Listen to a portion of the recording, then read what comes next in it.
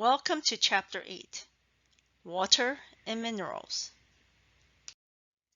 Major Minerals by Professor Tammy. Learning Objectives. Discuss the functions of the 7 major minerals, their food sources, and the effects of their deficiencies and toxicities. Discuss food choices that help to meet the need for calcium. Table 8-6, Major Minerals. The need for each of these is greater than 100 milligrams per day, often far greater. So they include calcium, chloride, magnesium, phosphorus, potassium, sodium, and sulfite. The major minerals are also called macro minerals. Calcium, also known as Ca in the periodic table. Most abundant mineral in the body, meeting DRI recommendation. The storage facilities are bones and constant flux floating fluids. Bones are a living tissue. Calcium is also in the teeth. Bone and tooth formation. Bone. Hydroxyapatite, a mineral of the apatite group that is the main inorganic constituent of tooth enamel and bone, although it's rare in rocks. They invade the collagen. Teeth. Dentin is the hard, dense, bony tissue forming the bulk of a tooth beneath the enamel.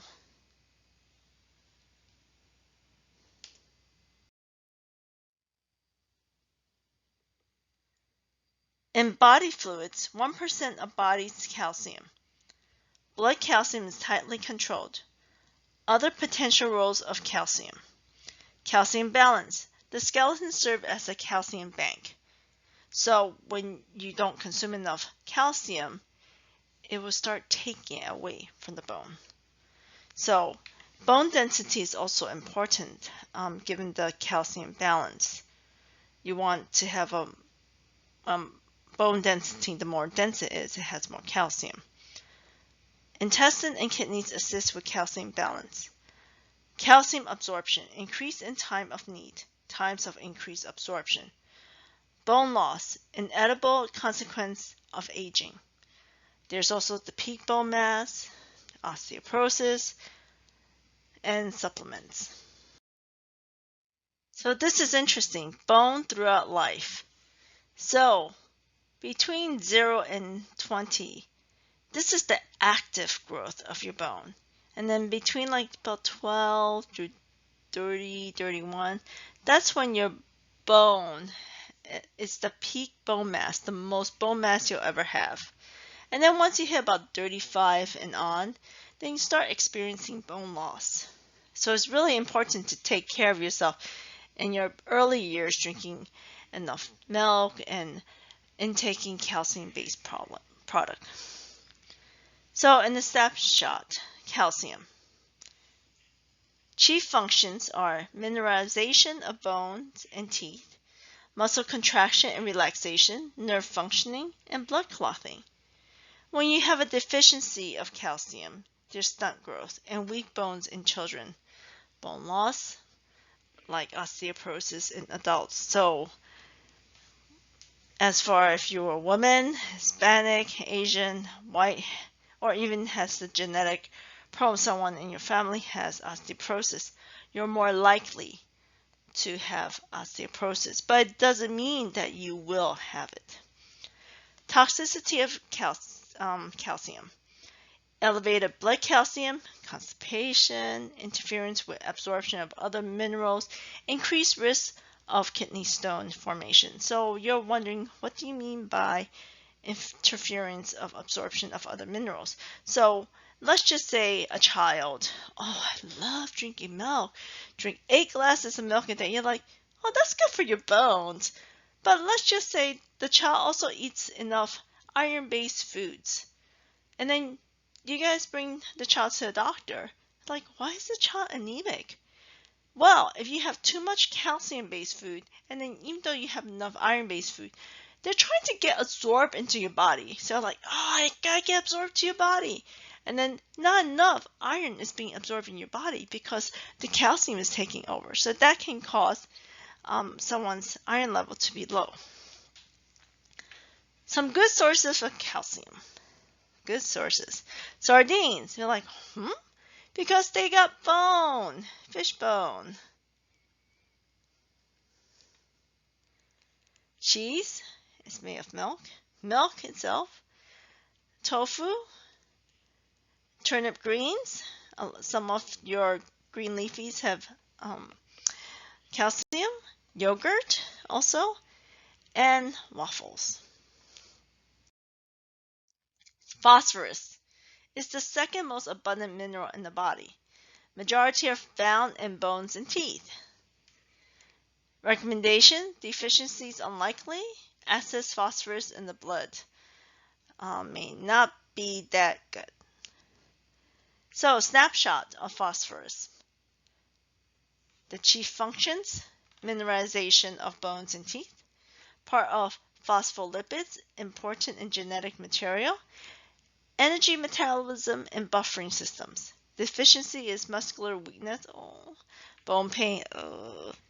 Toxicity is calcification of soft tissues. That kind of hardens the tissues, soft tissues, and particularly the kidneys. Some good sources of phosphorus are cottage cheese, milk, navy beans, sunflower seeds, sirloin steak, and salmon. Magnesium. Here's the snapshot of it.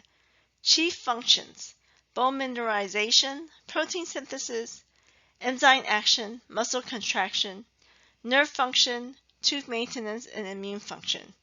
Deficiencies are weakness, confusion, if extreme, convulsions, uncontrollable muscle contractions, hallucinations, and difficulty in swallowing.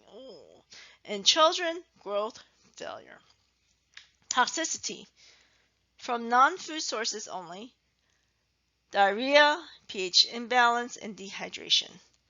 Some good sources are spinach, black beans, soybeans, bran cereal, sunflower seeds, and yogurt. Sodium, roles major part of fluid and electrolyte balance, acid-base balance. Deficiency is hyponatremia, that means low salt, low sodium. Also affects your water weight. Recommendation are intakes and the UL. Sodium deals with blood pressure. High sodium intake correlates with hypertension, that means high blood pressure, high heart disease, and stroke. Pre-hypertension is like your blood pressure is on the high side, but it's not like to the high side of having high blood pressure, but it's close. It's like one level down. Well, when you are concerned with sodium, you should also take the DASH diet. It helps with the lowering the sodium or keep it under control. Controlling salt intakes. If you want to control your salt intake, you have to cut down on processed and fast foods because they tend to have a lot of salt in there.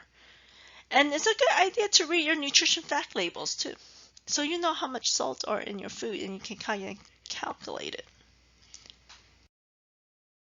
Potassium, principal positively charged ion inside cells. The role is to have fluid and electrolyte balance, cell integrity, and heartbeat. So let's look at the chief functions. It maintains normal fluid and electrolyte balance, facilitates chemical reactions, supports cell integrity, assists in nerve functioning and muscle contractions. As far as deficiency, it can cause dehydration, and also look at this: muscle weakness, paralysis, and confusion. Toxicity can cause muscle weakness, vomiting. When given in supplement to an infant or when injected into a vein in an adult, potassium can stop the heart. I think I saw CSI or something once, and someone kills someone by giving them too much potassium and it stopped their heart. So, boom, boom. I was trying to make the CSI theme sound.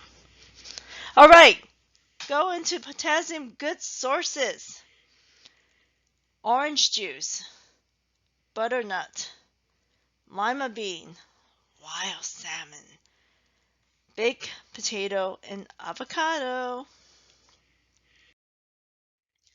Chloride and sulfate. Chloride is crucial for fluid balance. Hydrochloric acid, also salt, is the principal food source. So when you think about salt as NaCl, it's part of salt. Sodium chloride. Don't you love chemistry? Sulfate forms part of protein structures, part of biotin, thiamine, and insulin. No recommended intake. Deficiencies are unlikely and unknown. See you soon. And remember to read the book.